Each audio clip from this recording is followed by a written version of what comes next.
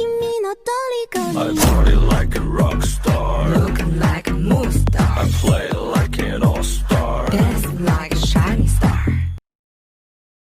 Yo guys, selamat datang di channel Sepeler Anime. Channel ini kurang niat atau gimana, entahlah. Ya, saya ngupdate karena hobi aja sih, ngetik dan baca-baca teks gini gitu. Jadi sorry ya, jujur ini mah hanya iseng-iseng berhadiah gitu. Bukan penghasilan utama saya atau apa gitu lah, jadi curhat. Dah lah, jangan banyak omong. Karena di video kali ini kita akan membaca seluruh alur cerita light novel School DxD Jilid 22 part 2. Dan sedikit lagi ini tamat. Ini adalah akhir Februari, dan Akademi Kuo sedang mengadakan ujian akhir. Tentu untuk klub penelitian gaib ini juga waktu yang sangat penting. Karena apa? Ya sebentar lagi para kelas 2 akan naik ke kelas 3, dan kelas 3 akan lulus. Di sini Isai merenungi kejadian setahun ini. Dimulai dari dirinya yang menjadi iblis yang dibunuh sama Yuma gitu. Sampai yang terbaru adalah melawan Kilop dan dunia hampir kiamat. Di sisi lain, Irina, Asia, dan Xenovia menghampiri Issei yang sedang melamun. Ya, mereka mengeluhkan juga gitu masalah para monster yang kampret yang membuat mereka itu sibuk, jadi mereka itu ketinggalan pelajaran anjir. Tapi jujur lah, saya kagum sama Xenovia yang selalu sempat belajar saat bertarung. Jadi ingat-ingat yang ngegambar pas demo Omnibus Law gitu. Lalu, sahabat Issei, yaitu Matsuda dan Motohama juga ikut ngerumpi. Ya obrolan mereka sih nggak jauh dari kemesuman gitu. Dan ya Matsuda dan Motohama ini iri sama Issei. Ya karena Issei ini jauh lebih sering menghabiskan waktu dengan para gadis ketimbang dengan mereka berdua. Ya gitulah sahabat, kalau udah punya cewek ya berubah. Berarti Issei ini punya sedikit minus juga ya. Tapi ya Matsuda dan Motohama ini juga nelpon pas Issei lagi bertempur gitu. Ya nggak akan diangkat lah anjir. BTW itu HP Issei dibawa gitu pas perang gitu. Apa HP-nya Nokia yang nggak hancur meski kena Demon Blast? Bodo amat lah. Lalu Matsuda dan Motohama terus ngoceh masalah Issei yang bersama para gadis setiap hari. Juga sang guru cantik yang berambut pirang yaitu Rosewise.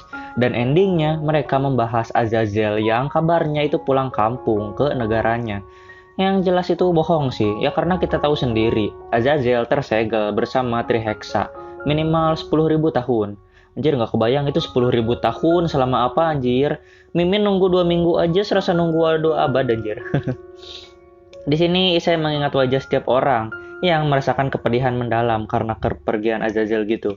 Dan yang bisa mereka harapkan hanyalah Azazel akan kembali suatu hari nanti. Sambil mengatakan, "Yo, aku pulang," kata Azazel. Ya itu hayalan mereka sih.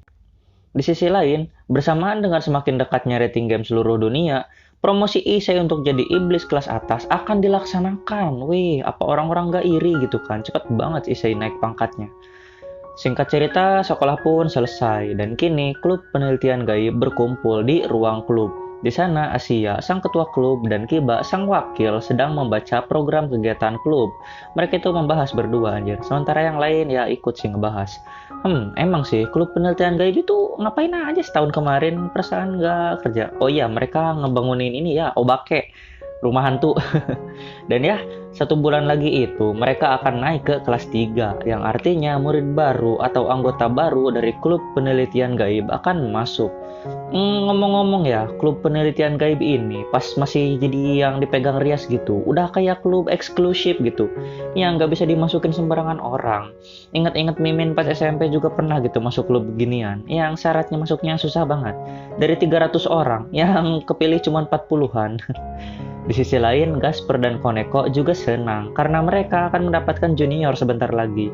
Dan ya rencananya Kuno kan mau masuk ke Akademi Kuo ya, jadi gak sih? Berarti dia itu bakal masuk ke klub penelitian gaib sih menurut saya. Kemungkinannya 100% sih.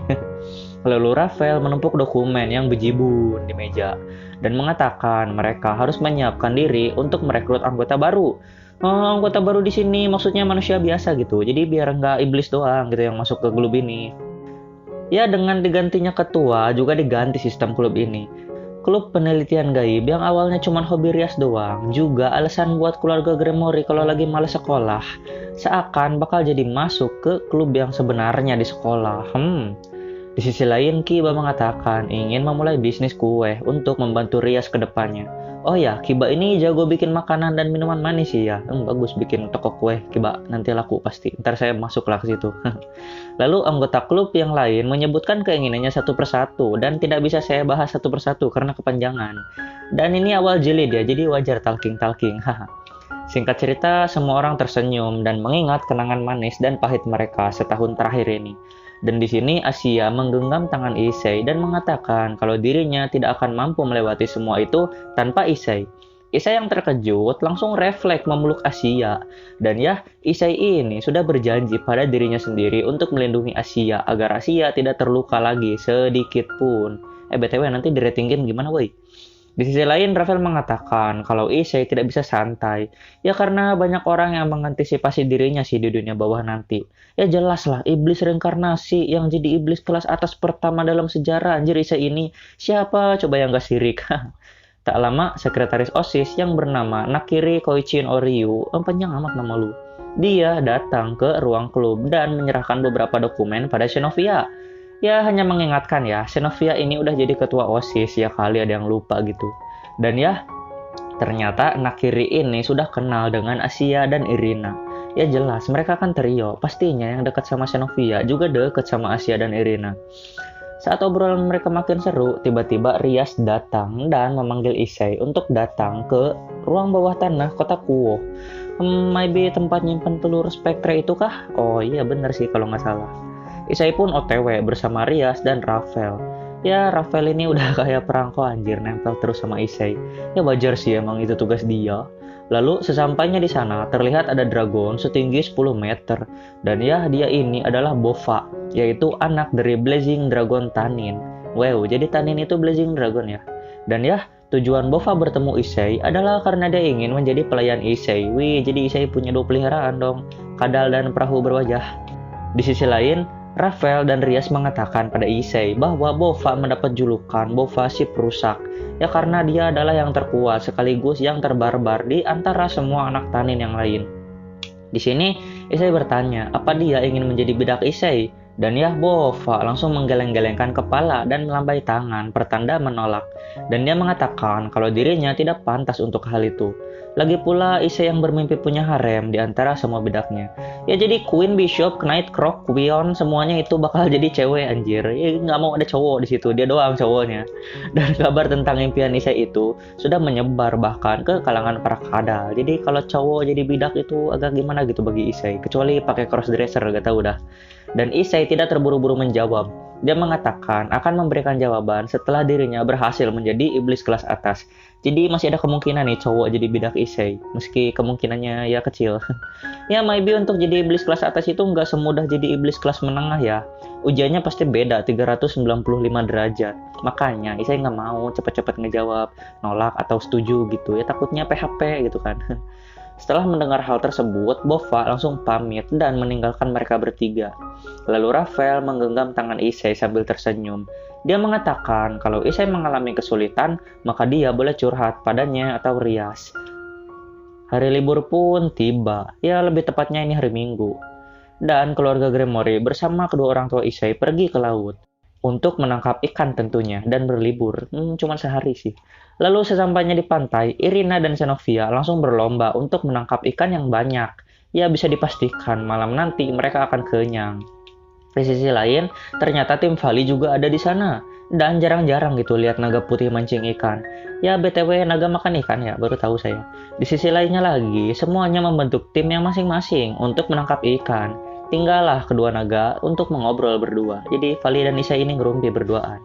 Di sini Vali mengatakan kalau sebentar lagi ujian kelas atas untuk Issei akan tiba. Dan Issei mengatakan, iya emang 2 hari lagi sih, bentar lagi bro.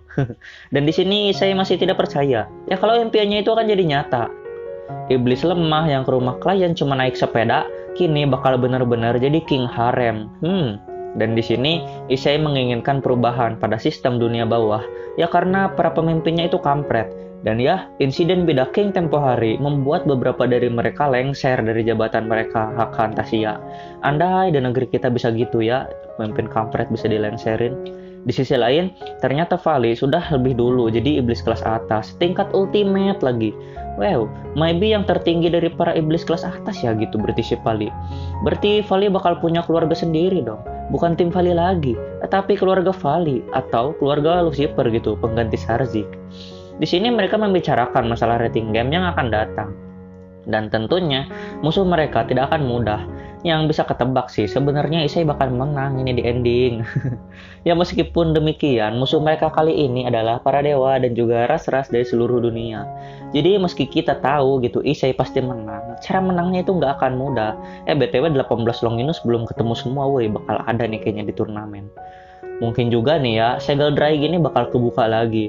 Dan BTW Flame Inferno ini nggak boleh dipakai anjir. Ya masa Isai mau ngebunuh musuh gitu di rating game. Dan di sini saya tahu temannya sekarang, Vali, Seiraorg, dan yang lain akan menjadi lawannya di rating game nanti. Bukan sebagai musuh, tapi sebagai rival bersambung. Phew. Ini bakal seru nih kayaknya nih rating game anjir. Tapi gimana ya sistemnya? Satu persatu atau keroyokan kayak MOBA gitu, kayak yang di High School DxD season 1. Jujur ya, kalau saya pribadi sih lebih suka yang keroyokan kayak di High School DxD season 1 anjir. Jadi biar bisa pakai strategi gitu.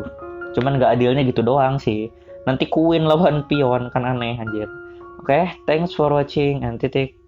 Bye bye.